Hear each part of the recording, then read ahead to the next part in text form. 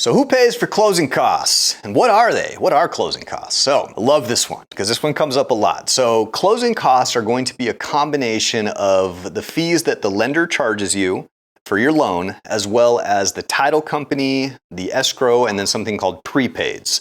This is going to be filling up that escrow account, paying prepaid taxes, insurance, sometimes interest. So it's a combination of all of the costs of the loan, and we itemize them all out on something called your closing disclosure, or on the title side of things, they call it a settlement statement. So you'll see the breakdown of each and every one of those. Now, to answer the question, who pays for them?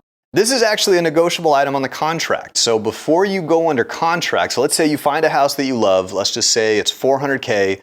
So you write an offer for $400,000 and that was it. There's nothing else in there. You're gonna pay all the closing costs on that, because if you don't state, then the buyer is the one who pays them. But you can negotiate it. Let's say the closing costs are gonna be around 10 grand and you don't really have an extra 10 grand to pay because you're putting all your money towards the down payment.